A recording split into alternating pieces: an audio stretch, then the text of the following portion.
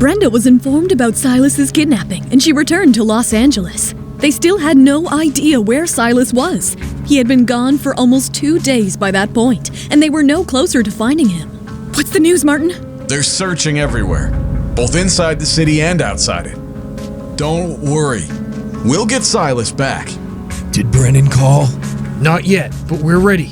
As long as she's within range, we'll be able to trace her hiding place almost instantly. It's been 2 days, Brennan, and you haven't called them yet. And you, little brat, better stop crying or I'll... Silas sat curled up in the corner. He hadn't eaten or had a drink for 2 days. Make the call, or this kid... Under Joe's intense and unpredictable gaze, Brennan took out her phone, hesitated for a brief moment, and then called Cameron. The phone is ringing. Hello? Hello, Cameron. I think you already know who this is. What do you want, Brennan Krupp? Oh, Cameron. Still so heartless. Every time I was unhappy, you just shut the conversation down. But things are different now. If I'm unhappy, I find a way to vent my anger. Let's say, for example, that Silas does something to displease me. If you dare touch him, I'll tear you to pieces! I suggest you be polite to me. I have nothing left, and I'm not afraid of anything you could do to me. Just be careful. I might take your son down with me. What do you want? Oh, is that her? What do you think I want? All right, no more games. I'll tell you. I want you to divorce Cameron. I won't do that. Is that so? Okay, fine. I guess you need more convincing. Let me show you how your son is doing right now. Brennan hung up the phone, ran over to the corner where Silas was sitting, and took a picture of him. How could you do this to a child? My Silas. Cameron held the phone up to his face as he received the picture, and Brenda ran over to look at it. She felt as if her heart had been torn to pieces. That witch! I should have stabbed her. Did you get the address, Harry? Yes, she's out in the suburbs. Luca, I need you to get out there immediately. Yes, sir. Find out if there are any abandoned car factories or maintenance workshops in that area. How about it? Did that picture change your mind at all? You're pathetic, Brennan. Even if I divorce Brenda, I won't marry you. I knew you wouldn't marry me, you idiot. I just don't want you to be married to her. As you can see, your son is getting weak. I really don't know if he'll last the night. Don't you dare touch him. You also have to prepare $2 million in cash. But I want to see the divorce certificate first. I want to see it by 10 o'clock tonight. Are you crazy? There's no way we can get a divorce that quickly. Don't be stupid. A man of your status can get whatever he wants.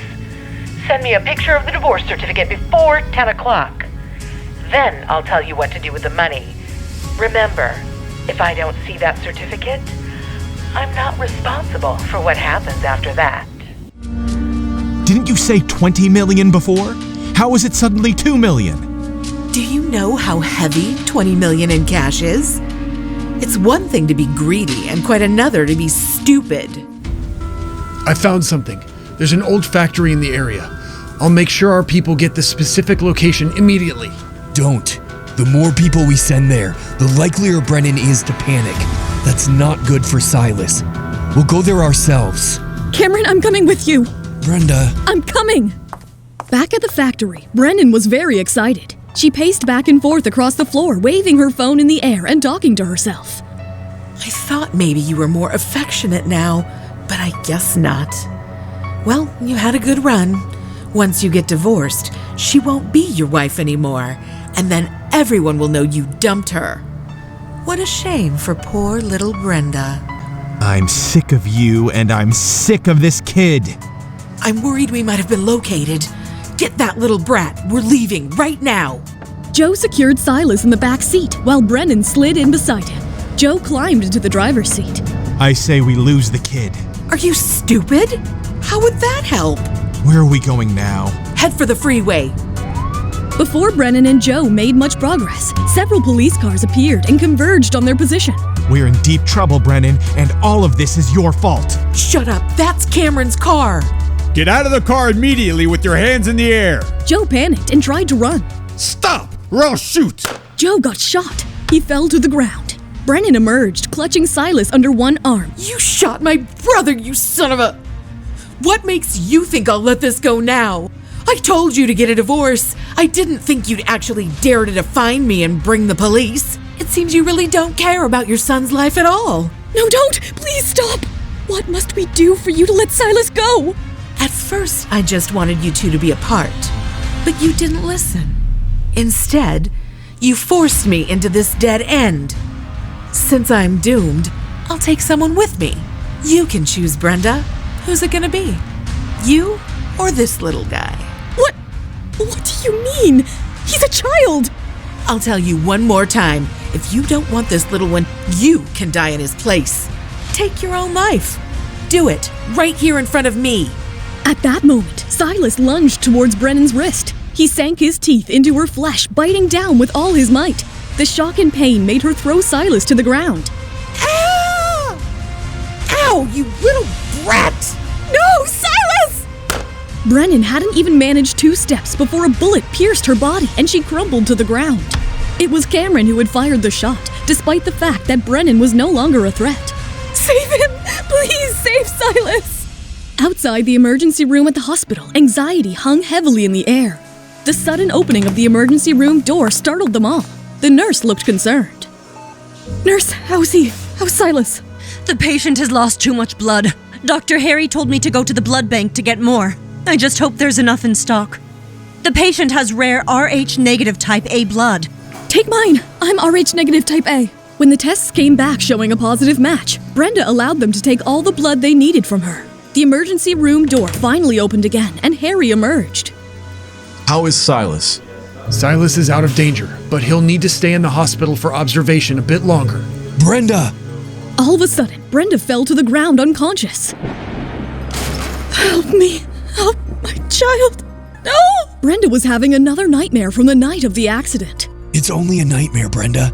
Silas is fine. Cameron assured her as he wrapped an arm around her. Silas, is he? Shh. He's sleeping right there.